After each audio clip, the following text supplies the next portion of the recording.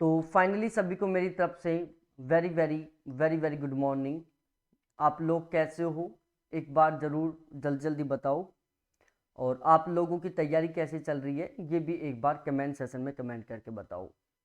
देखो, जो हमारी इंडियन ज्योग्राफी की जो सीरीज चल रही है जिसमें हम एक बहुत ही महत्वपूर्ण टॉपिक के ऊपर डिस्कस कर रहे हैं, और उस टॉपिक का नाम है अपवाह तंत्र, ड्रेनेज सिस्टम, जिसको मैंने कल वाली क्लास में बहुत बेहतरीन तरीके से आपको समझा दिया। ओवरऑल ड्रेनेज सिस्टम क्या है ये आपको बहुत अच्छे तरीके से समझ में आ चुका होगा। ठीक है, ड्रेनेज सिस्टम को हम दो अलग अलग जगह पढ़ने वाले हैं। एक हम इंडिया ज्योग्राफी में भी ड्रेनेज सिस्टम को पढ़े हैं, एक जब हम फिजिकल ज्योग्राफी पढ़ेंगे तो उसमें भी हम ड्रेनेज सिस्टम को पढ़ने वाले हैं, उसमें भी हम अपवाह तंत्र को पढ़ने वाले हैं। और फिजिकल ज्योग्राफी में जो जियोमॉर्फोलॉजी वाली यूनिट होगी उसमें हम बहुत ही डिटेल से और बहुत ही सिस्टमेटिक वे में हम ड्रेनेज सिस्टम को कवर करेंगे। तो ओवरऑल आपके लिए ये क्लास बहुत ज़्यादा महत्वपूर्ण होने वाली है। देखो, अपवाह तंत्र के यदि हम बेसिक की बात करें तो बेसिक यहाँ से भी क्लियर हो जाएगा, लेकिन इसको बहुत ज़्यादा डिटेल से वर्ल्ड वाइड तरीके से हम पढ़ेंगे फिजिकल ज्योग्राफी की जियोमॉर्फोलॉजी वाली यूनिट में। ठीक है, तो ड्रेनेज सिस्टम हमारा पूरा हो गया। आज हम यहाँ पर पढ़ने वाले हैं हिमालय पर्वत और प्रायद्वीपीय भारत की नदियों के बारे में। ठीक है, हिमालय पर्वत और प्रायद्वीपीय भारत की नदियों के बारे में आज की इस क्लास में हम पढ़ने वाले हैं, और इसको बहुत ही अच्छे तरीके से कवर करेंगे, बहुत ही सिस्टमेटिक वे में हम इसको कवर करेंगे। देखो, एक बार हम कुछ इस तरीके से भारत का मानचित्र बनाते हैं ताकि ये हमारे माइंड में बिल्कुल अच्छे तरीके से सेट हो सके, और ताकि हमारे अंदर दिमाग में एक इमेज बन सके कि भारत का मानचित्र किस तरीके से है और ये भारत की किस तरीके से ड्रेनेज सिस्टम भारत का होने वाला है। ठीक है, तो कुछ इस तरीके से ये हमारे भारत का मानचित्र है जो कि आपके नज़र के सामने है। जो भी टूटा फूटा मैंने भारत का मानचित्र बनाया, ये हो सकता है कि आपको खराब लगा हो, लेकिन ये मैंने बना दिया। ठीक है, ये हमारा भारत का मानचित्र, यहाँ पर अरब सागर है। ठीक है, यहाँ पर कौन है? अरब सागर है, और यहाँ पर बंगाल की खाड़ी है। ठीक है, एक साइड अरब सागर है, एक साइड बंगाल की खाड़ी है। आप सभी को मैं बहुत अच्छे तरीके से बता चुका हूं कि भारत का जो उत्तरी भाग है यहाँ पर हिमालय पर्वत है। ठीक है, इस वाले क्षेत्र में क्या है? हिमालय पर्वत है, इस तरीके से। ठीक है, हिमालय पर्वत पर क्या जमी हुई है? बर्फ जमी हुई है। यहाँ पर हमें ग्लेशियर देखने को मिलते हैं, यहाँ पर हमें हिम देखने को मिलती है, यहाँ पर हमें बर्फ देखने को मिलती है। बढ़ते तापमान की वजह से जो बर्फ वो पिघलती जा रही है, और जो वो पिघला हुआ जल है वो नदियों के माध्यम से कैसे क्या होता जा रहा है? प्रवाहित होता जा रहा है। जैसे ये कुछ इस तरीके से जल बहता हुआ यहाँ पर आ गया, कुछ इस तरीके से जल बहता हुआ यहाँ से होता हुआ यहाँ पर आ गया। ठीक है, कुछ इस तरीके से जल बहता हुआ ऐसे निकल गया। ठीक है, तो इस तरीके से जो ये जल है वो बह रहा है।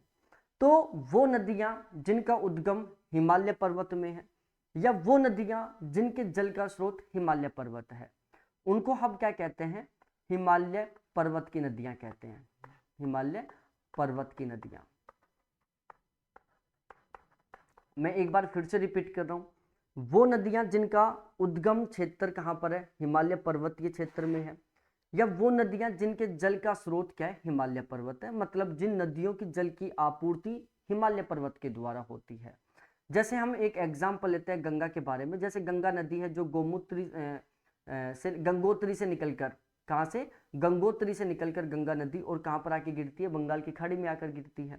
ठीक है, तो जब गंगा नदी गंगोत्री से निकलती है तो यहाँ से इसको जल की प्राप्ति होती है। अब ये जो जल वो किससे है? बर्फ से पिघला हुआ जल है। फिर इसमें बहुत सारी अलग अलग सहायक नदियाँ आकर मिलती हैं, और ये जितनी भी सहायक नदियाँ आकर मिलती हैं इनमें ज़्यादातर जो उत्तर की दिशा वाली या जो बाईं साइड वाली नदियाँ हैं वो सारी कहाँ से निकलती हैं? वही हिमालय पर्वत से निकलती हैं। तो ओवरऑल गंगा नदी के अंदर जितना भी जल है उसका मुख्य सोर्स क्या है? हिमालय पर्वत है।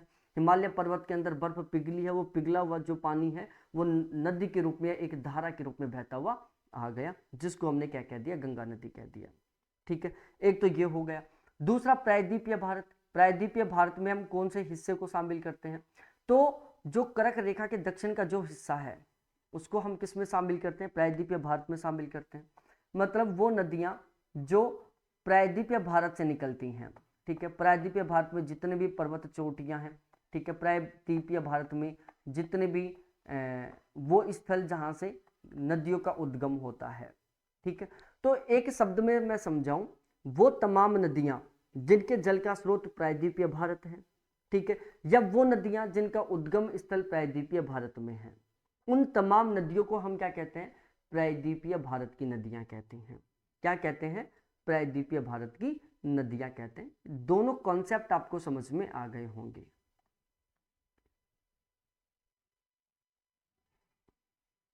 ठीक है। ये दोनों कॉन्सेप्ट आपको बहुत अच्छे तरीके से समझ में आए कि नहीं आए? एक बार जल्दी जल्दी सभी के सभी कैंडिडेट कमेंट सेशन में कमेंट करके बताओ।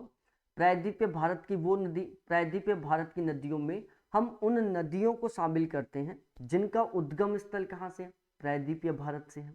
या वो नदियाँ जिनके जल का मुख्य स्रोत कौन क्या है? प्रायद्वीपीय भारत है, ठीक है। वो नदियाँ जिनको जल की आपूर्ति प्रायद्वीपीय भारत से होती है। इन तमाम प्रकार की नदियों को हम क्या कहते हैं? प्रायद्वीपीय भारत की नदी कहते हैं। हिमालय पर्वत की जो नदियां हैं, इसमें हम उन नदियों को शामिल करते हैं जिन नदियों का उद्गम स्थल या तो प्रायद्वीप हिमालय पर्वतीय क्षेत्र में है, या जिन नदियों के जल का मुख्य स्रोत क्या है? हिमालय पर्वत है, ठीक है। तो ये जो बेसिक सा कॉन्सेप्ट है ये आपको अच्छे तरीके से समझ में आना चाहिए, और यदि ये कॉन्सेप्ट आपको अच्छे से समझ में आ गया तो समझो आपका जो हिमालय नदी है, हिमालय पर्वतीय क्षेत्र की जो नदी है, और प्रायद्वीपीय भारत की जो नदी है, उनका जो आपका मेन कॉन्सेप्ट है वो आपको समझ में आ गया। देखो, उद्गम की दृष्टि से भारतीय अपवाह तंत्र को हमने टोटली कुल मिलाकर दो भागों में विभाजित कर दिया। उद्गम की दृष्टि से, उद्गम की दृष्टि का मतलब है उद्गम स्थल, उद्गम स्थल, ठीक है, मतलब वह स्थान जहां से नदियों का उद्गम होता है, ठीक है। तो उद्गम की दृष्टि से भारतीय अपवाह तंत्र को हम दो भागों में विभाजित करते हैं। पहला होता है हिमालयी अपवाह तंत्र, और दूसरा होता है प्रायद्वीपीय भारत का अपवाह तंत्र। हिमालयी अपवाह तंत्र, इसमें उन नदियों को शामिल किया जाता है जो कहाँ से निकलती है? हिमालय पर्वत से निकलती हैं। वहीं दूसरी ओर हम बात करें प्रायद्वीपीय भारत की नदियों के बारे में, तो इसमें उन नदियों को शामिल किया जाता है जो प्रायद्वीपीय भारत से निकलती हैं। हिमालयी और प्रायद्वीपीय अपवाह तंत्र की विशेषताओं को, उनके बीच के अंतर को निम्न रूपों में देखा जाता है। यदि हम दोनों के बीच में डिफरेंस की बात करें कि प्रायद्वीपीय भारत की नदियां और हिमालय पर्वत की नदियों के बीच में क्या डिफरेंस है, आप खुद थोड़ा सा कॉमन सेंस लगाओ प्यारे साथियों, तभी आपका ये टॉपिक अच्छे से क्लियर होगा। मैंने क्या बोला? हिमालय पर्वत के ऊपर क्या फैला हुआ है? जबरदस्त तरीके से बर्फ ही बर्फ फैली हुई है। बर्फ बढ़ते तापमान के साथ लगातार क्या हो रही है? पिघल रही है, ठीक है। बर्फ लगातार पिघल रही है, बर्फ बिल्कुल अनलिमिटेड तरीके से हिमालय पर्वत के ऊपर। तो आप खुद इतना समझ सकते हो कि हिमालय पर्वत से जो निकलने वाली नदियां हैं वो किसी भी तरीके से वर्षा के ऊपर आधारित नहीं है, ठीक है।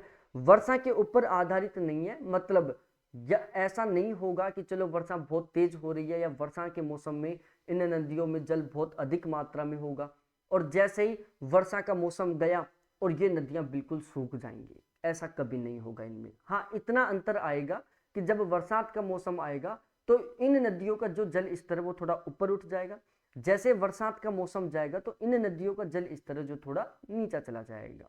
लेकिन जैसे गर्मियों का मौसम आएगा, बर्फ जबरदस्त तरीके से पिघलेगी तो इन नदियों का जो जल स्तर वापस ऊपर उठ जाएगा।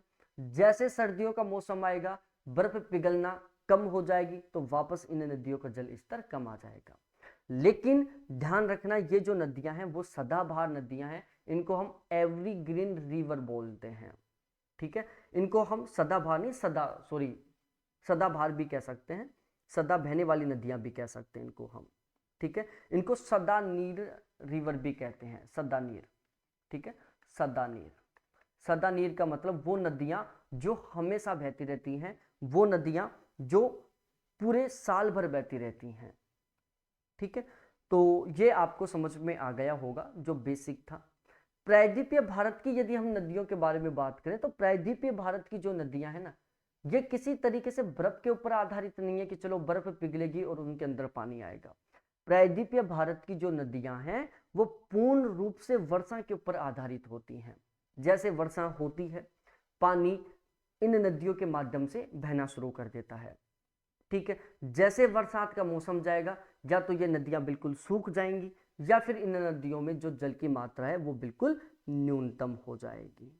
तो ये दोनों बातें आपको बिल्कुल अच्छे तरीके से यहाँ पर ध्यान में रखना है। ठीक है, अब हम थोड़ा सा आगे डिस्कस करते हैं, इनको यहाँ से पढ़ते हैं ताकि आपका जो कॉन्सेप्ट है वो बहुत अच्छे तरीके से क्लियर हो जाए, आपको अच्छे तरीके से याद हो जाए। देखो, हिमालय की जो नदियाँ वो सदा नीरा नदी कहलाती है। सदा नीरा नदी का मतलब है ये नदियाँ साल भर बहती हैं, ये नदियाँ वर्ष भर बहती हैं। जबकि जो प्रायद्वीपीय भारत की नदी हैं ये ऋतुनिष्ठ होती हैं। ऋतुनिष्ठ होने का मतलब है ये विशेष प्रकार की ऋतु में ही बहती है। मतलब बरसात के ऋतु में इन नदियों में जल की मात्रा बहुत जबरदस्त तरीके से हो जाती है, लेकिन जैसे बरसात के मौसम से पहले जो गर्मियों का मौसम आता है जिसको हम शुष्क ऋतु कहते हैं, उसमें आकर इन नदियों का जो जल है वो पूर्ण रूप से सूख जाता है और ये नदियां भी सूख जाती हैं। ठीक है, हिमालय की जो नदियां हैं इनका जो स्रोत है वो मुख्य रूप से क्या है, ग्लेशियर है। ठीक है, ग्लेशियर की बर्फ पिघलेगी और इनके अंदर जल आ जाएगा। मतलब ये जो नदियां किसके ऊपर आधारित हैं, हिमालय के ग्लेशियरों के पिघलने पर आधारित है, हिमालय के ग्लेशियर के ऊपर आधारित है। अतः बर्फ के पिघलने से सालों भर जलापूर्ति होती रहती है। इन नदियों में वर्ष में 2 बार जल की मात्रा में वृद्धि होती है। ठीक है, हिमालय पर्वत की जो नदियां हैं इनमें जल की मात्रा में पूरे साल में 2 बार वृद्धि होती है। अब वो 2 बार कौन कौन सा है प्यारे साथियों, इन नदियों में जो जल की मात्रा है उसमें 2 बार बढ़ोतरी होती है। पहला गर्मियों के मौसम में। गर्मियों के मौसम में क्या होता है कि बर्फ जबरदस्त तरीके से पिघलती है। भाई गर्मियों के मौसम में क्या होगा, टेम्परेचर हाई होगा। टेम्परेचर हाई होगा तो क्या होगी, बर्फ तेज गति से पिघलेगी। जब बर्फ तेजी से पिघलेगा तो जाहिर सी बात है इन नदियों में जो जल स्तर है वो ऊंचा उठ जाएगा। दूसरा, जब दक्षिणी पश्चिमी या दक्षिणी पूर्वी मानसून के द्वारा जबरदस्त तरीके से बारिश होगी। ठीक है, तो जब बारिश होती है तो जल आएगा और जल आएगा तो वापस इन नदियों का जल स्तर ऊपर उठ जाएगा। ठीक है, तो जो हिमालय पर्वत की या जो हिमालय से निकलने वाली नदियां हैं इनका जो जल स्तर है वो 2 बार बढ़ता है। पहली बार कब, जब गर्मियों का मौसम आता है, जब बर्फ जबरदस्त तरीके से पिघलती है। दूसरी बार कब, जब मानसूनी मौसम में जबरदस्त तरीके से बारिश होती है। ठीक है,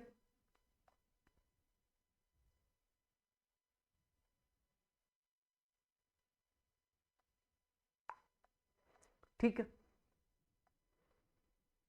अब हम बात करते हैं किसके बारे में, प्रायद्वीपीय नदियों के बारे में। देखो ये ऋतुनिष्ठ है। ऋतुनिष्ठ होने का मतलब है ये किसके ऊपर निर्भर करती है, ऋतु के ऊपर निर्भर करती है, ये मौसम के ऊपर निर्भर करती हैं।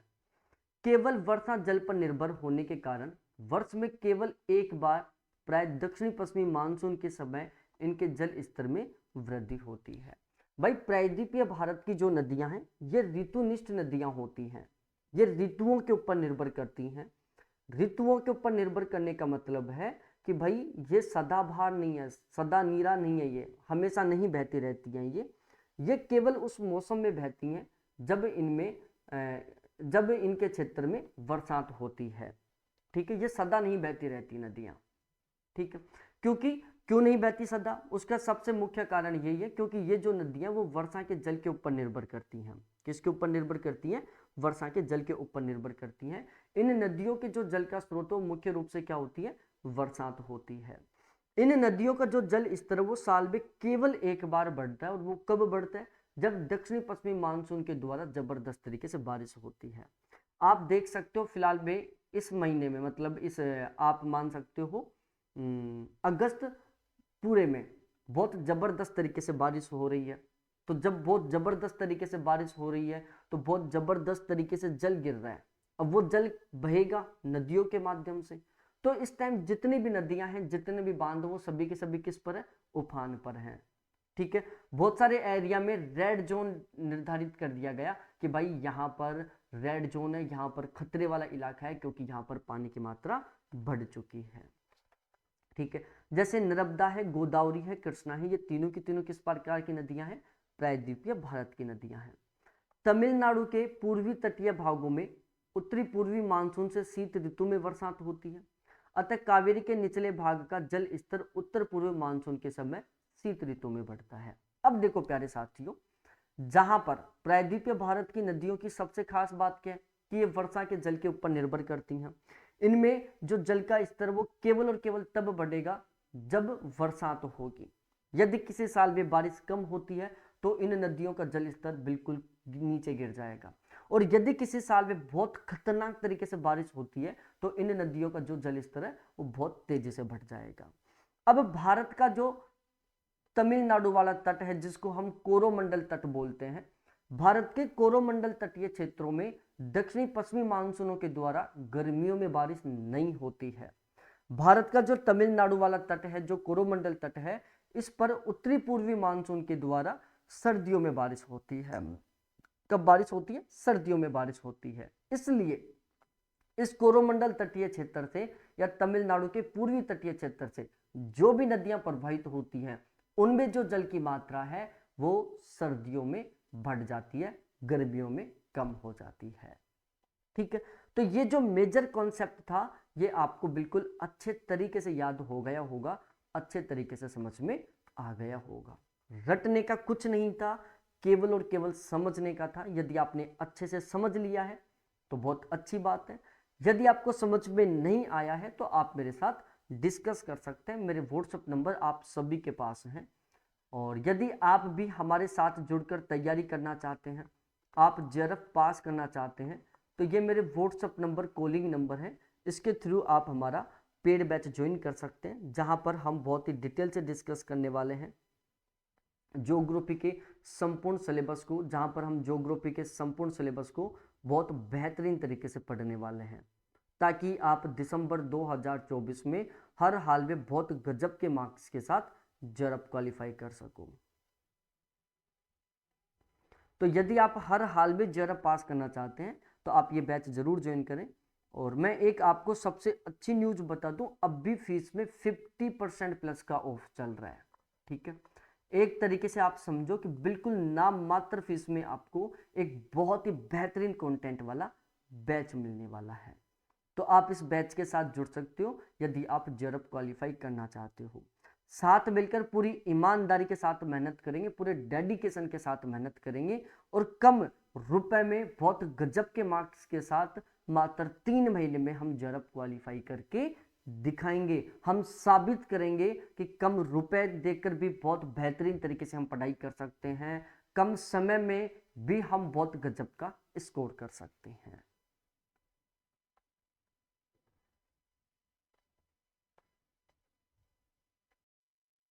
चलो, तो अब हम आगे डिस्कस करते हैं। देखो, हिमालय नदियों की जो द्रोणी होती है ना, वो बहुत विशाल होती है। हिमालय नदियों की जो द्रोणी होती है वो क्या होती है? बहुत बड़े आकार की होती है, बहुत ज़्यादा विशाल होती है। जैसे गंगा नदी की द्रोणी हो गई, सिंधु नदी की द्रोणी हो गई। प्रायद्वीपीय भारत की जितनी भी नदियां हैं, इन सभी की जो द्रोणियां हैं वो क्या होती है? बहुत छोटी होती हैं। ठीक है, जैसे नर्मदा नदी की द्रोणी हो गई और ताप्ती नदी की द्रोणी हो गई।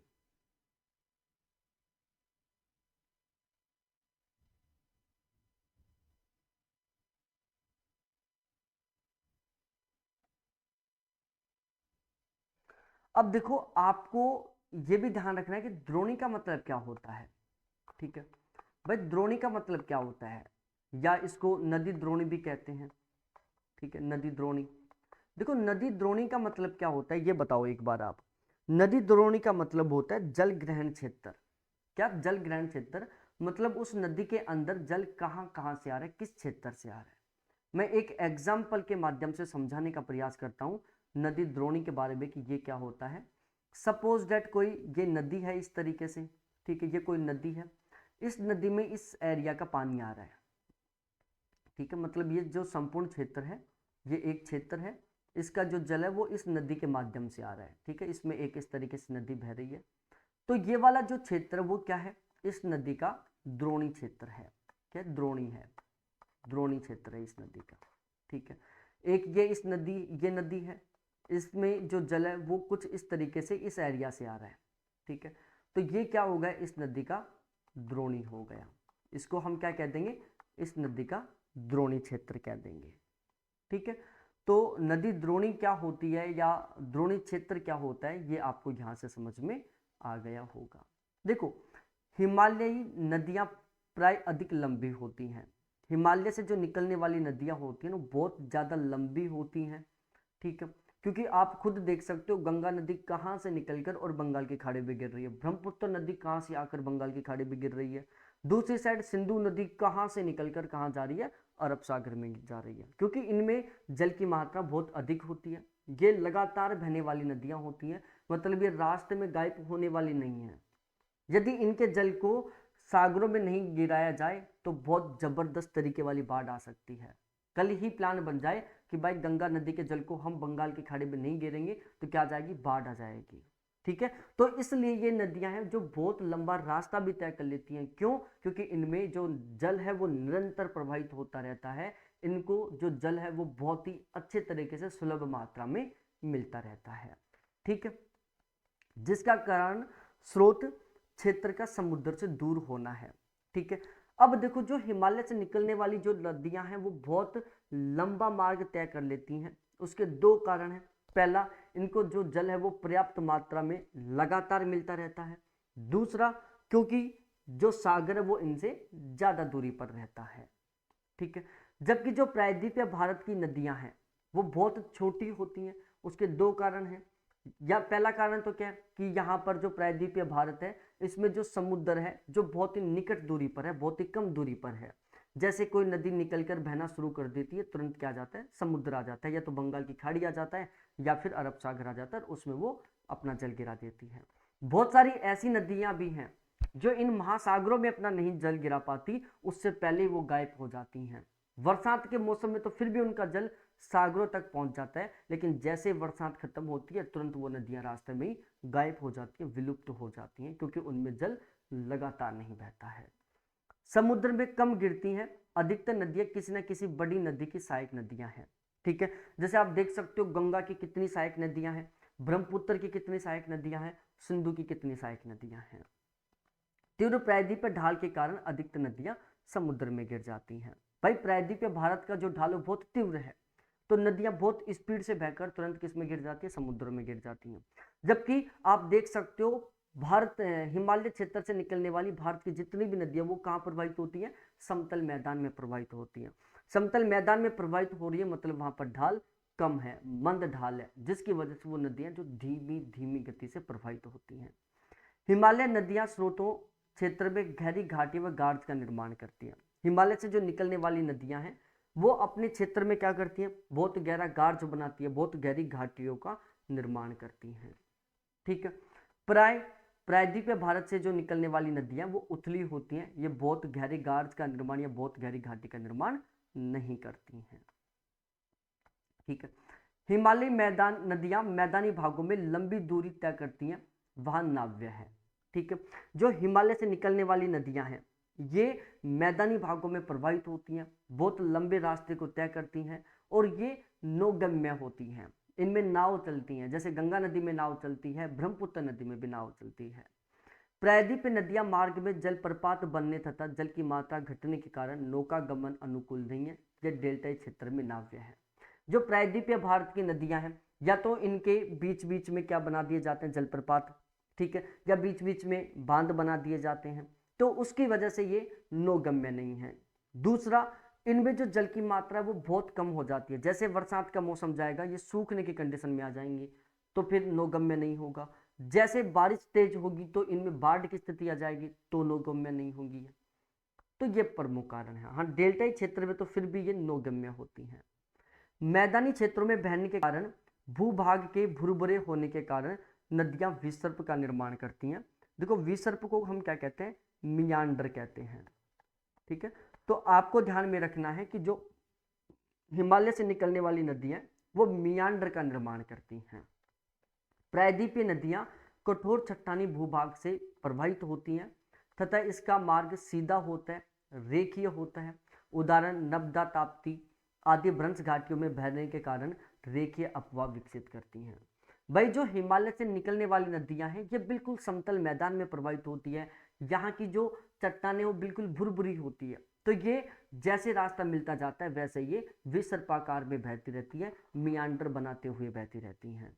जबकि प्रायद्वीपीय भारत की नदियां जिस क्षेत्र के ऊपर बहती है वो क्षेत्र क्या होता है, कठोर चट्टानों से बना हुआ होता है। ठीक है, तो ये एक निश्चित मार्ग का अनुसरण करती है, ये विसर्पाकार नहीं बहती हैं, ये एक सीधे मार्ग का अनुसरण करती हैं। जैसे नर्मदा और ताप्ती नदियां ये भ्रंश घाटी में बह रही है बिल्कुल एक रेखीय रेखा के रूप में। तो ये किसका निर्माण कर रही है, रेखीय अपवाह तंत्र का निर्माण कर रही है। हिमालय नदियां प्राय मुहाने पर डेल्टे का निर्माण करती हैं। प्रायद्वीपीय नदियां मुहाने पर प्राय ज्वार नदमुख या छोटे डेल्टा का निर्माण करती हैं। ठीक है, हिमालय से निकलने वाली जितनी भी नदियां हैं ये अपने मुहाने के ऊपर, जहां पर ये किस में मिलती हैं, महासागरों में मिलती हैं, जहां पर ये समुद्रों में मिलती है वहां पर डेल्टा का निर्माण करती हैं। जबकि प्रायद्वीपीय भारत से निकलने वाली जो नदियां हैं या तो छोटे छोटे डेल्टा का निर्माण करती हैं या फिर एस्चुरी का निर्माण करती हैं। कल वाली क्लास में मैंने बताया था कि कौन कौन सी नदियां हैं जो एस्चुरी का निर्माण करती हैं, ये आपको कमेंट सेक्शन में कमेंट करके बताना है।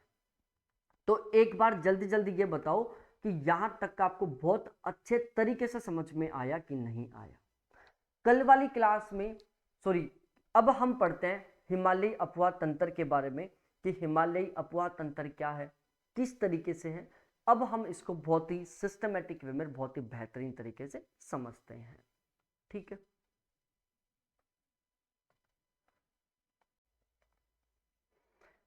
तो चलो अब हम यहां पर डिस्कस करते हैं हिमालयी अपवाह तंत्र के बारे में। देखो प्रायद्वीपीय भारत का जो अपवाह तंत्र था और हिमालय का जो अपवाह तंत्र था, दोनों के बीच में जो मेजर डिफरेंस था वो मैंने आपको बहुत अच्छे तरीके से बता दिया। दोनों के बीच का जो मेजर डिफरेंस था वो आपको अच्छे तरीके से समझ में आ गया होगा। आज की इस क्लास में अब हम आगे डिस्कस करते हैं हिमालयी अपवाह तंत्र के बारे में। मतलब हिमालय से निकलने वाली जितनी भी नदियां हैं, हिमालय पर्वत हमारा कुछ इस तरीके से फैला हुआ है। ठीक है, अब ये लोकेशन आपको याद हो गई होगी या मैं दोबारा बनाता हूं मानचित्र। हमारा जो हिमालय पर्वत है वो कुछ इस तरीके से फैला हुआ है। ठीक है, हिमालय पर्वत कुछ इस तरीके से फैला हुआ है। तो यहां से जितनी भी नदियां निकल रही हैं उनको हम यहां पर सबसे पहले डिस्कस करते हैं। देखो यहां से तीन सबसे बड़ी बड़ी नदियां निकलती हैं। जैसे यहां पर ब्रह्मपुत्र नदी है। ठीक है, अब इसका उद्गम स्थल कहां पर है, ये भारत में कहां से प्रवेश कर रही है, ये हम आगे पढ़ेंगे। आपको अभी तो केवल इतना पता होना चाहिए कि यहां पर ब्रह्मपुत्र नदी है, लगभग यहां पर गंगा नदी है। ठीक है, और लगभग यहां पर इस तरीके से सिंधु नदी है। ये केवल मोटा मोटा आपको पता होना चाहिए। और यहां से क्रम भी पूछ सकता है। यदि हम हिमालय पर्वत की इन तीन बड़ी नदियों के बारे में डिस्कस करें तो जो सिंधु नदी है वो पश्चिम में है। ठीक है, जो ब्रह्मपुत्र नदी है ये पूर्व में है और जो गंगा नदी है ये मध्यम में है। ठीक है, तो ये आपको पता होना चाहिए कि सिंधु नदी पश्चिम में है, ब्रह्मपुत्र नदी पूर्व में है और बीच के भाग में गंगा नदी है। अब हम यहाँ पर एक एक करके इन तीनों की तीनों अपवाह तंत्रों को पढ़ते हैं, तीनों के तीनों नदी तंत्रों को पढ़ते हैं, तीनों को अच्छे तरीके से समझते हैं कि सिंधु नदी कहाँ से निकलती है, किस तरीके से प्रभावित होती है, गंगा नदी कहाँ से निकलती है, किस तरीके से प्रभावित होती है, ब्रह्मपुत्र नदी कहाँ से निकलती है, किस तरीके से प्रभावित होती है, और इनकी कौन कौन सी सहायक नदियां हैं। मतलब ओवरऑल सिंधु, गंगा, ब्रह्मपुत्र तीनों को हम अच्छे तरीके से यहाँ पर समझने का प्रयास करते हैं। देखो सबसे पहले यहाँ पर हम सिंधु नदी के बारे में डिस्कस करेंगे। सिंधु नदी के बारे में डिस्कस करते समय आपको ये डायग्राम अच्छे तरीके से पता होना चाहिए। ये वाला जो डायग्राम है ये आपको ध्यान में रखना है। जो सिंधु नदी है इसको इंडस के नाम से भी जानते हैं, आप चाहे इसको सिंधु कह दो, ठीक है, और चाहे आप इसको इंडस कह दो। जो सिंधु नदी है इसको प्राचीन काल में इंडस नदी के नाम से भी जाना जाता था। सिंधु नदी है जो यहाँ पर एक बुखारचू ग्लेशियर है, यहां से निकलती है। कौन सा है, बुखारचू ग्लेशियर। और यहाँ पर मैंने बाकायदा लिखा हुआ है बुखारचू ग्लेशियर, यहाँ से निकलती है सिंधु नदी। यहाँ पर एक ग्लेशियर है और ये देख सकते हो भारत का मानचित्र है हमारा कुछ इस तरीके से।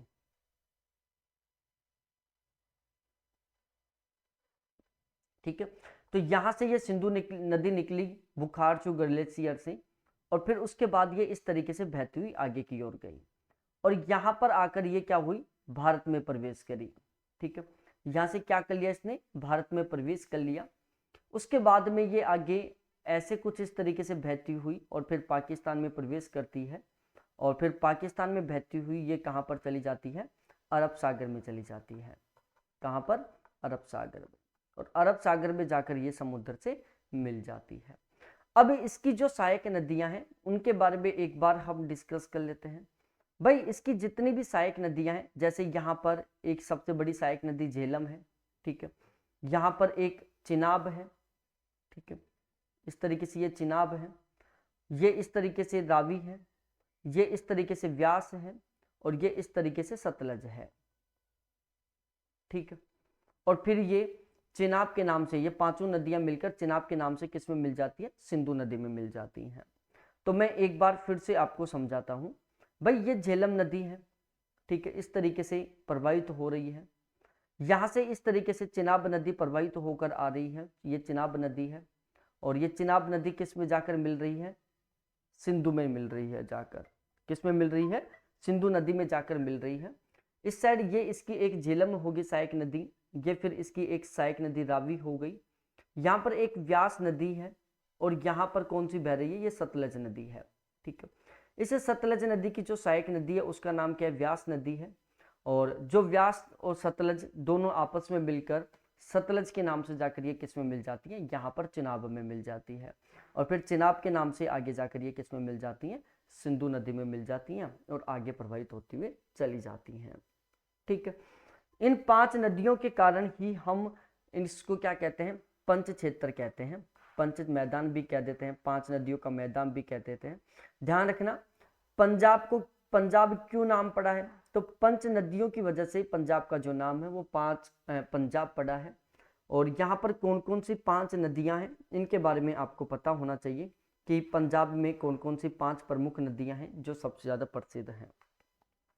अब इनके बीच में जितने भी दोआब बनते हैं उनके बारे में मैं आपको बहुत अच्छे तरीके से समझा चुका हूं कि झेलम नदी और चिनाब नदी के बीच में कौन सा दोआब बनता है। तो यहां पर हम झेलम लिख रहे हैं, ठीक है, और यहां पर हम चिनाब लिख रहे हैं।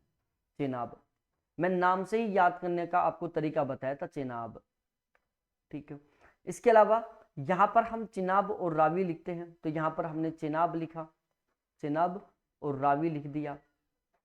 ठीक है, इसके अलावा यहां पर हम रावी और व्यास लिखते हैं, रावी और व्यास, तो ये मैंने रावी और व्यास लिख दिया।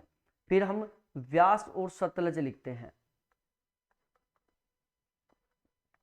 ठीक है, और ऊपर ही ऊपर हम लिखते हैं सिंधु, झेलम और चिनाब। ये इस तरीके से नदियां कुल मिलाकर 5 दोआब बनाती है। एक दोआब बनता है सिंधु झेलम चिनाब के बीच में, उसका नाम क्या है आपको बताना है। एक दोआब बन रहा है झेलम और चिनाब के बीच में, एक दोआब बन रहा है चिनाब और रावी के बीच में, एक दोआब बन रहा है रावी और व्यास के बीच में, और एक दोआब बन रहा है व्यास और सतलज के बीच में। इन 5 के 5 दोआब के बारे में आपको पता होना चाहिए कि यहाँ इन नदियों के बीच में कौन कौन से दोआब बन रहे हैं। ठीक है, जैसे बिस्ट है, बारी है, रेचना है, छाछ है, सिंधु सागर है। ठीक है, ये 5 दोआब है। ये पांचों दोआब कौन सी नदियों से बनते हैं, इन 5 दोआबों में से कौन से 2 दोआब हैं जो कि भारत में है, 3 दोआब पाकिस्तान में है। ये मैं आपको बहुत अच्छे तरीके से बता चुका हूँ। प्यारे साथियों, मैं बार बार बोल रहा हूँ कि यहाँ से क्वेश्चन बन सकता है, इसका पूरा चांस है, बिल्कुल 100% पॉसिबिलिटी है कि इस टॉपिक से क्वेश्चन बन सकता है। इसलिए इस टॉपिक को अच्छे तरीके से तैयार करो ताकि यहां से यदि क्वेश्चन बने तो उसको आप ठीक कर सको। ठीक है, तो चलो अब हम इन नदियों के बारे में डिस्कस कर लेते हैं कि ये नदियां किस तरीके से हैं, क्या है, और अच्छे तरीके से इसको पढ़ते हैं। और यदि आप दिसंबर 2024 में जो यूजीसी नेट का एग्जाम होने वाला है उसमें यदि आप ज्योग्राफी से जेआरएफ क्वालिफाई करना चाहते हैं तो आप हमारे साथ जुड़ सकते हैं, हमारे साथ मिलकर तैयारी कर सकते हैं। ये मेरे कॉन्टैक्ट नंबर है 7891350470। ये मेरे कॉलिंग नंबर भी हैं और ये मेरे व्हाट्सअप नंबर भी हैं। इसके थ्रू आप मेरे से व्हाट्सअप पर चैट भी कर सकते हो, कॉल भी कर सकते हो। बैच को लेकर या बैच के रिगार्डिंग आपके जो भी डाउट है, जो भी कंफ्यूजन है, उनको अच्छे तरीके से क्लियर करके और आप बैच ज्वाइन कर सकते हैं, ताकि बिल्कुल समयानुसार आपका सिलेबस पूरा हो सके और आप इसकी बहुत अच्छे तरीके से तैयारी कर सके, बहुत बेहतरीन तरीके से आप इसका रिवीजन कर सके, ताकि इसी बार में बहुत गजब के मार्क्स के साथ आपका जेआरएफ क्वालिफाई हो सके। ठीक है, तो अभी तुरंत कांटेक्ट कर सकते हैं। फीस में 50% का ऑफ चल रहा है। पहली बार हुआ है यहां पर कि हम फीस में 50% का ऑफ कर रहे हैं। सिंधु नदी के बारे में डिस्कस करते हैं। देखो सिंधु नदी है ना, सिंधु नदी का जो उद्गम स्थल है वो तिब्बत में है। पहला पॉइंट तो ये ध्यान रखो कि सिंधु नदी कहां से निकलती है, तिब्बत से निकलती है। तिब्बत में एक पर्वत श्रेणी है जिसका नाम है कैलाश। ठीक है, दूसरा यहां पर ध्यान रखो, देखो पहला पॉइंट तो ये है कि सिंधु नदी तिब्बत से निकलती है। दूसरा पॉइंट है कि सिंधु नदी कैलाश पर्वत श्रेणी से निकलती है। कैलाश पर्वत श्रेणी कहां पर है, तिब्बत में है। ठीक है, अब कैलाश पर्वत श्रेणी के उत्तर में एक हिमनद है जिसका नाम है गोखरचू हिमनद। क्या है, गोखरचू हिमनद, यहां से इस नदी का उद्गम होता है। तो सिंधु नदी कहां से निकल रही है, तिब्बत में जो कैलाश पर्वत श्रेणी है, कैलाश पर्वत श्रेणी में एक ग्लेशियर है जिसका नाम है गोखुरचू। उस ग्लेशियर से इस नदी का उद्गम होता है। यहां से हो सकता है क्रॉस मैचिंग का क्वेश्चन बन जाए, हो सकता है यहां से स्टेटमेंट टाइप का क्वेश्चन बन जाए कि सिंधु नदी गोखुरचू नामक हिमनद से निकलती है। अब आपको पता होना चाहिए कि ये सही स्टेटमेंट है या गलत है। हो सकता है कि क्वेश्चन पूछ ले कि सिंधु नदी लद्दाख पर्वत श्रेणी से निकलती है। अब आपको पता ही नहीं कि सिंधु नदी का उद्गम लद्दाख से होता है या कैलाश से होता है, ये आपको ध्यान में रखना है। सिंधु का जो उद्गम स्रोत है ये तिब्बत या मानसरोवर झील के निकट 5180 मीटर की ऊंचाई पर है।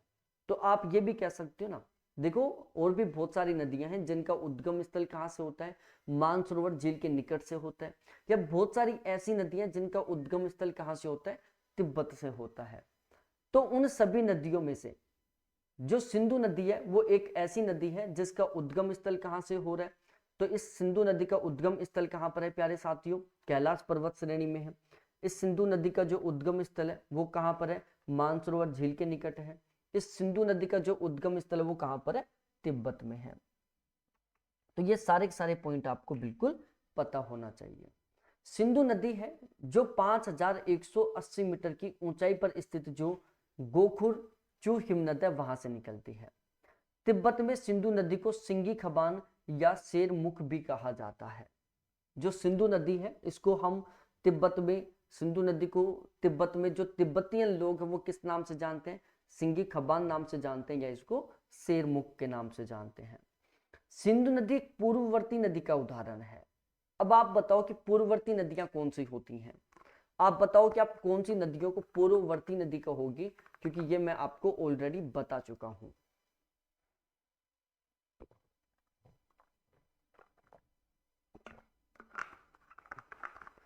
तो जल्दी जल्दी बताओ कौन सी नदी है जिसको हम पूर्ववर्ती नदी कहते हैं।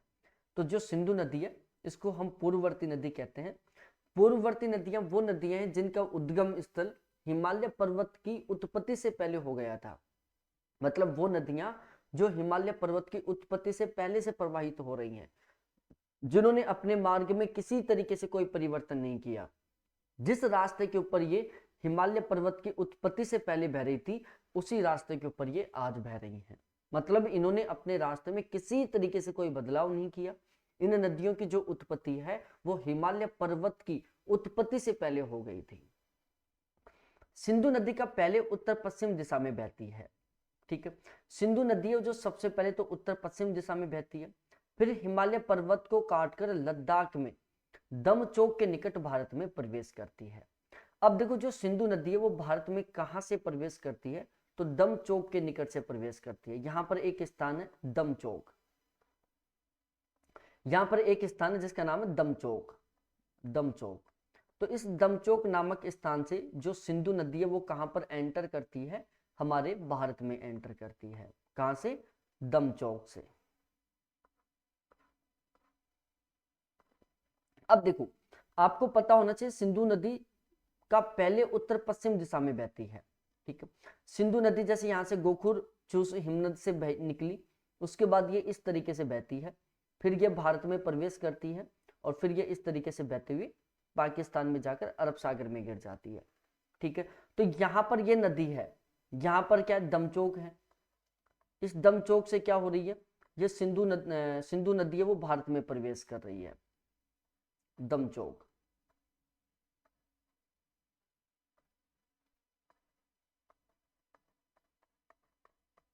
ठीक है, इस दमचौक नामक स्थान से जो सिंधु नदी है वो भारत में प्रवेश कर रही है, ये गोखुर जो हिमनद है।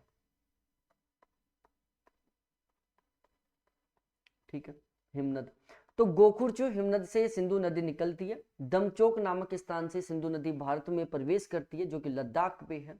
ठीक है, अपने उद्गम स्थल से लेकर और दमचौक तक जो सिंधु नदी है कौन सी दिशा में बह रही है, उत्तर पश्चिम दिशा में बह रही है। किधर बह रही है? उत्तर पश्चिम दिशा में बह रही है। फिर यह भारत में लगभग पश्चिम दिशा में बहती है। ठीक है, उसके बाद में भारत के बाद जैसे ये पाकिस्तान में प्रवेश करती है तो इसकी जो दिशा है वो कैसी हो जाती है? दक्षिण पश्चिम हो जाती है। ठीक है, तो सिंधु नदी अपने उद्गम स्थल गोखुर जो हिमनद से निकलकर उत्तर पश्चिम दिशा में प्रवाहित होती है, फिर दमचौक नामक स्थान पर यह भारत में प्रवेश करती है, फिर दमचौक नामक स्थान पर भारत में प्रवेश करके और ये फिर भारत में लगभग पश्चिम दिशा में या पश्चिम दिशा की ओर प्रवाहित होती है।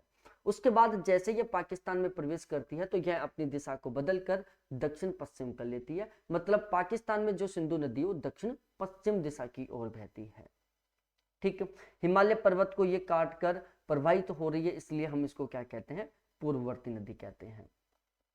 उत्तर पश्चिमी दिशा में बहती हुई यह भारत में प्रवेश करती है, लद्दाख व जास्कर श्रेणियों के बीच बहते हुए गिलगित के पास एक गहरे गार्ज का निर्माण करती है, जिसको हम क्या कहते हैं? सिंधु गोर्ज के नाम से जानते हैं। ठीक है, तो सिंधु गोर्ज का निर्माण कौन सी नदी ने किया है? सिंधु नदी ने किया है। सिंधु गोर्ज कहां पर है? गिलगित के पास में। गिलगित कहां पर है? लद्दाख और जास्कर श्रेणियों के बीच में है। तो यहां से आपका एक कॉन्सेप्ट क्लियर हुआ होगा कि जो सिंधु नदी है वो लद्दाख और जास्कर दोनों पर्वत श्रेणियों के मध्य बहती है, क्योंकि इन दोनों श्रेणियों के मध्य क्या बना रही है? ये एक गहरा गार्ज बना रही है जिसका नाम क्या है? सिंधु गार्ज है। तो जो सिंधु नदी है वो लद्दाख और जास्कर पर्वत श्रेणियों के मध्य गिलगित में एक गोर्ज का निर्माण करती है, जिस गोर्ज को क्या कहा जाता है? सिंधु गोर्ज कहा जाता है। भारत में सिंधु नदी जम्मू कश्मीर राज्य के केवल लेह जिले से होकर गुजरती है। ठीक है, और जो सिंधु नदी वो भारत का जो जम्मू कश्मीर राज्य है उसका केवल जो लेह जिला है उससे होती हुई गुजरती है। सिंधु नदी की जो लंबाई वो टोटल कितनी है? 2880 किलोमीटर है। भारत में इसकी जो कुल लंबाई है वो 1114 किलोमीटर है।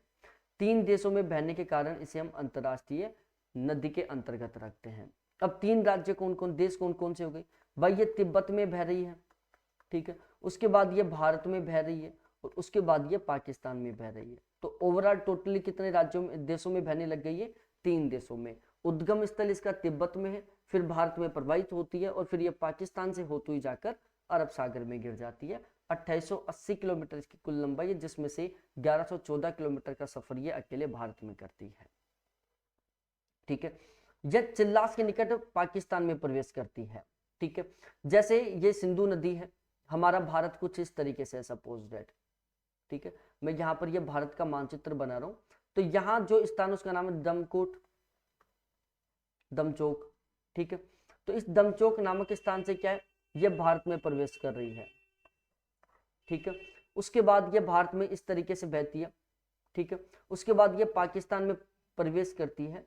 तो यहां से ये पाकिस्तान में प्रवेश कर रही है, तो इस स्थान का नाम क्या है? चिल्लास है।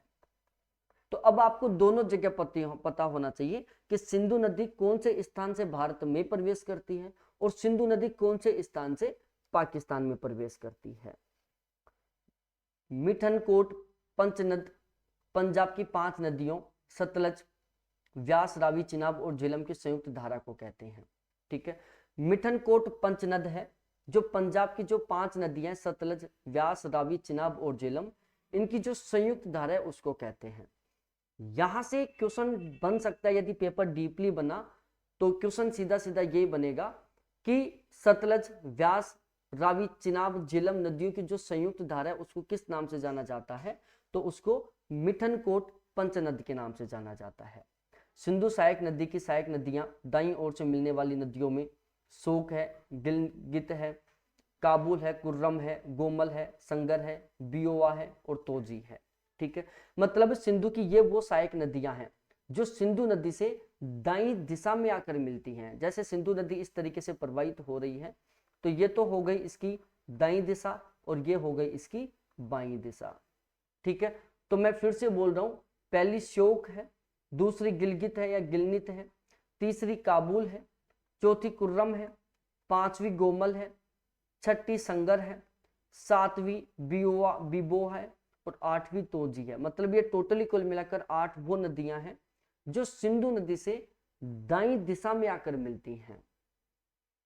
वहीं यदि हम बात करें सिंधु नदी से बाईं दिशा में आकर मिलने वाली नदियों के बारे में, तो बाईं दिशा में आकर कौन सी नदियां मिलेंगी, इस तरीके से ये हो गई बाईं दिशा से मिलने वाली नदियां। तो इसमें झेलम हो गई, चिनाब हो गया, रावी हो गया, व्यास हो गया, सतलज हो गया, जास्कर हो गया, सयांग हो गया। ठीक है, इसमें आप देख सकते हो ये भारत की 5 बड़ी नदियां हो गई जो सिंधु से मिलती हैं और वो भी बाईं साइड से मिलती है। सिंधु नदी अंत में कराची के पूर्व में अरब सागर में मिल जाती है। तो सिंधु नदी कराची से होते हुए अरब सागर में जाकर मिल जाती है, अरब सागर में जाकर अपने जल को उड़ेल देती है। तो अब एक बार बताओ, सिंधु नदी को लेकर आपका कोई भी डाउट हो, कोई भी कंफ्यूजन हो तो प्लीज एक बार जरूर डिस्कस करें। सिंधु नदी को मैं एक बार दोबारा से पॉइंट टू पॉइंट आपको मैं फिर से क्लियर करवा देता हूं। देखो, सिंधु नदी है, ये एक हिमनद है जिसका नाम है गोखुरचू हिमनद, यहां से निकलती है, फिर उत्तर पश्चिम दिशा में बहती है, फिर यहां पर एक स्थान है दमचौक जहां से ये भारत में प्रवेश करती है, फिर यह भारत में बहती है, फिर एक पाकिस्तान का हिस्सा है जहां से ये पाकिस्तान में प्रवेश करती है, और फिर ये दक्षिण पश्चिम दिशा में बहती हुई कराची में जाकर कौन से अरब सागर में गिर जाती है। ठीक है, तो सिंधु नदी तिब्बत में स्थित कैलाश पर्वत श्रेणी के गोखुरचू हिमनद से निकलता है। यह मानसरोवर झील के निकट 5180 मीटर की ऊंचाई से निकलती है। सिंधु नदी को तिब्बत में सिंगी खबान या शेर मुख के नाम से जाना जाता है। यह एक पूर्ववर्ती नदी है। सिंधु नदी पहले उत्तर पश्चिम दिशा में बहती है, फिर उसके बाद दमचौक के निकट ये भारत में प्रवेश करती है, फिर उसके बाद में ये पश्चिम दिशा में प्रवाहित होती है, फिर यह पाकिस्तान में प्रवेश करती है चिल्लास नामक स्थान से, और उसके बाद में यह पाकिस्तान में दक्षिण पश्चिम दिशा की ओर प्रवाहित होती है, और फिर कराची के पास जाकर यह किस में गिर जाती है, अरब सागर में गिर जाती है। ठीक है, लद्दाख जाकर 2 पर्वत श्रेणियों के बीच में ये एक गहरे गार्ज का निर्माण करते हैं जिसको हम सिंधु गोर्ज के नाम से जानते हैं, और ये है जो जम्मू कश्मीर के केवल लेह जिले से होकर गुजरती है। सिंधु नदी की कुल लंबाई है जो 2880 किलोमीटर, जिसमें से 1114 किलोमीटर ये अकेले भारत में प्रवाहित होती है। सिंधु नदी है सबसे पहले तिब्बत में बहती है, फिर भारत में बहती है, फिर पाकिस्तान में बहती है, इस तरीके से 3 देशों से प्रवाहित हो रही है। ठीक है, मिठनकोट, देखो पंजाब की जो 5 नदियां हैं सतलज, व्यास, चिनाब, रावी और झेलम, इन 5 नदियों की जो संयुक्त धारा है उसको हम क्या कहते हैं, मिठनकोट पंचनद के नाम से जानते हैं। सिंधु नदी की दाएं किनारे पर मिलने वाली जो नदियां उसमें श्योक है, गिलगित है, काबुल है, कुर्रम है, गोलम है, संगर है और बियोब है, तोजी है। वहीं यदि मैं बात करूं सिंधु नदी से बाईं दिशा में आकर मिलने वाली नदियां, तो उसमें झेलम है, चिनाब है, रावी है, व्यास है, सतलज है, जास्कर और श्यांक है। ठीक है, तो ओवरऑल ये सारा सब कुछ आपको बिल्कुल अच्छे तरीके से पता होना चाहिए सिंधु नदी के बारे में। एक बार सभी के सभी कैंडिडेट कमेंट सेक्शन में कमेंट करके बताओ कि सिंधु नदी आपको बहुत गजब तरीके से समझ में आई कि नहीं आई, जल्दी जल्दी बताओ। ये मेरे कॉन्टैक्ट नंबर है, कॉलिंग नंबर है, व्हाट्सअप नंबर है, आप कॉल कर सकते हो, व्हाट्सअप पर चैट कर सकते हो। हमारे यहाँ पर एक ज्योग्राफी का गारंटी बैच शुरू है जिसका टारगेट केवल और केवल यूरोप क्वालिफाई करना। तो यदि आप यूरोप क्वालिफाई करना चाहते हो दिसंबर 2024 में, तो आप हमारे ज्योग्राफी और फर्स्ट पेपर दोनों के गारंटी बैच के साथ जुड़ सकते हैं। फिलहाल में फीस में 50% प्लस का ऑफ चल रहा है। तो यदि आप चाहते हो अपने यूरोप के सपने को पूरा करना, तो इस बैच के साथ आप जरूर जुड़ सकते हैं। अब हम बाकी की नदियों के बारे में पढ़ते हैं, जिसमें सबसे पहले हम झेलम के बारे में पढ़ते हैं। सिंधु नदी को ऋग्वेद काल में इंडस के नाम से जानते हैं, ये आप लिख सकते हो कि सिंधु नदी को इंडस नदी भी कहते हैं। चलो तो आगे हम एक एक करके सभी नदियों के बारे में डिस्कस करते हैं। जो सिंधु की मुख्य सहायक नदी है, अब जो सिंधु की एक सबसे बड़ी सहायक नदी है उसका नाम है झेलम। ठीक है, झेलम क्या है? सिंधु की एक बहुत ही बड़ी सहायक नदी है। ऋग्वेद काल में जो झेलम नदी है उसको हम वितिस्ता के नाम से जानते थे। ठीक है, वितिस्ता। और झेलम नदी को कश्मीर में वैथ नद बोलते हैं। क्या बोलते हैं? वैथ नद। ठीक है, यहां से स्टेटमेंट टाइप का क्वेश्चन बन सकता है, और क्वेश्चन बिल्कुल सिंपल सा बनेगा कि झेलम नदी है उसको वितिस्ता भी कहा जाता है। तो झेलम नदी को ऋग्वेद काल में वितिस्ता कहा जाता था। इसको कश्मीरी भाषा में, किसमें? कश्मीरी भाषा में किस नाम से जानते हैं?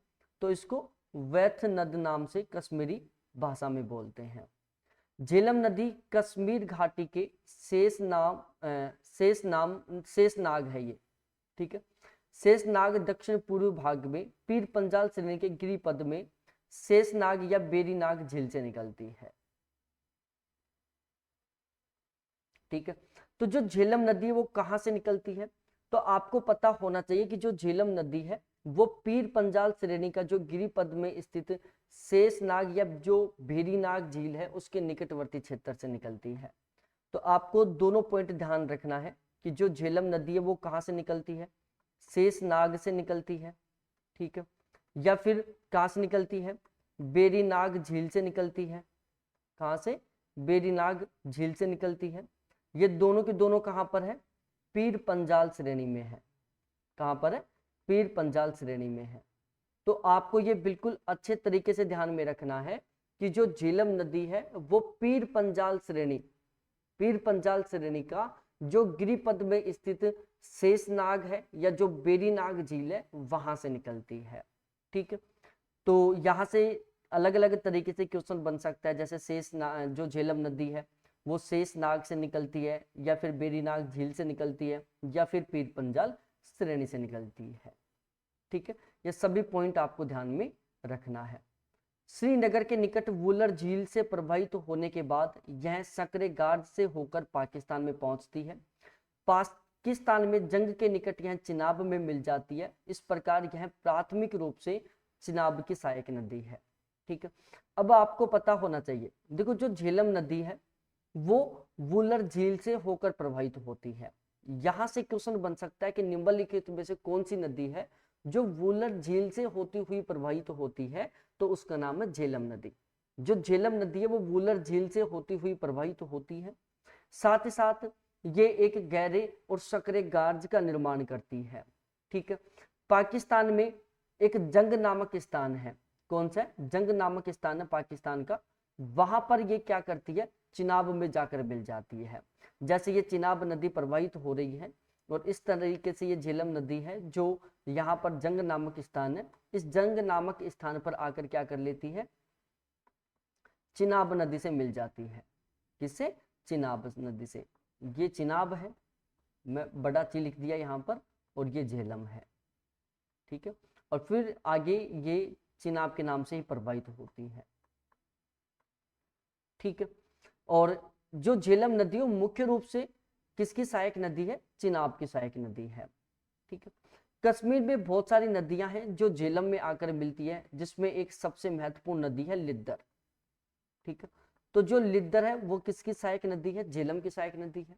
झेलम चिनाब की सहायक नदी है, और चिनाब किसकी है? सिंधु की सहायक नदी है। झेलम नदी के ऊपर जम्मू कश्मीर में तुलबुल और उरी ये दो परियोजनाएं चलाई जा रही हैं। तो जो झेलम नदी है इससे संबंधित दो महत्वपूर्ण परियोजना है, जिसमें पहली परियोजना का नाम क्या है? तुलबुल है। ठीक है, और जो दूसरी परियोजना है उसका नाम क्या है? उरी है। ठीक है, तो उरी परियोजना और तुलबुल परियोजना ये दोनों की दोनों किससे संबंधित है?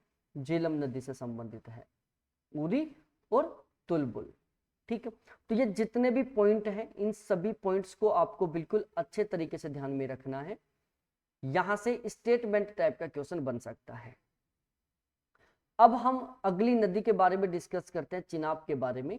देखो, यदि आप पिछले 2010 से लेकर और दिसंबर 2023 तक के सभी पेपरों को उठाकर देखोगे तो कम से कम 5 से 7 बार ऐसा क्वेश्चन बन चुका है। वो क्या करता है, यहाँ पर 4 इन नदियों के नाम लिख देगा और यहाँ पर इनके उपनाम लिख देगा ऐसे, ठीक है। जैसे वितिस्ता लिख दिया, अस्किनी लिख दिया, चिनाब लिख दिया और इंडस लिख दिया, और आपसे क्रॉस मैच करवा लेगा कि इन नदियों को ऋग्वेद में किस नाम से जाना जाता था। सिंधु नदी को इंडस बोलते हैं, झेलम नदी को वितिस्ता बोलते हैं, चिनाब नदी को अस्किनी बोलते हैं। अब ये जो चिनाब नदी है ये 2 नदियों से मिलकर बनी है। जैसे एक चंद्रा नाम से नदी है, ठीक है, ये इस तरीके से प्रवाहित हो रही है, और ये इस तरीके से एक दूसरी नदी है जिसका नाम है भागा, ठीक है।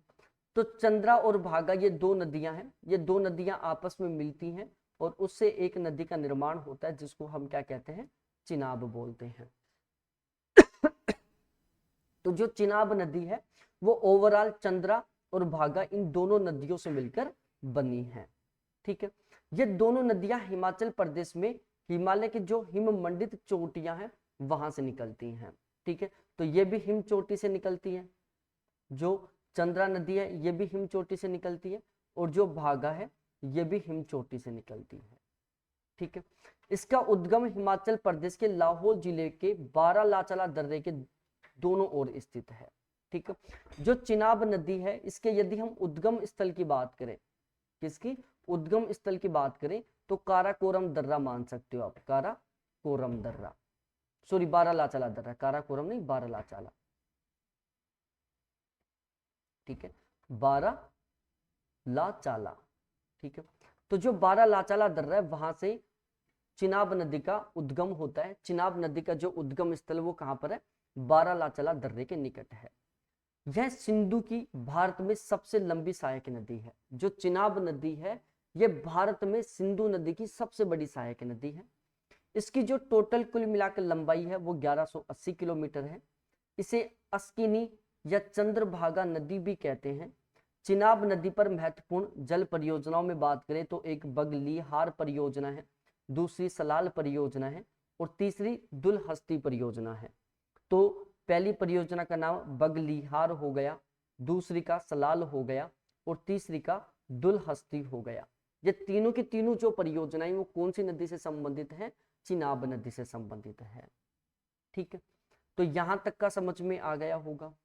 अब हम रावी नदी के बारे में डिस्कस करते हैं।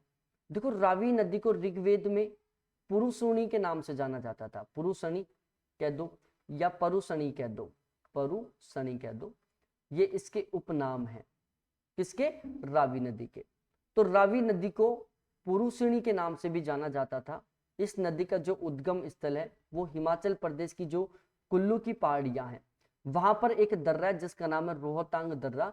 उसके निकट एक घाटी है जिसका नाम है चंबा घाटी या चुंबा घाटी, ठीक है। चंबा भी बोल देते हैं, इसको चुंबा भी कह देते हैं। ध्यान रखना दोनों के दोनों एक ही हैं।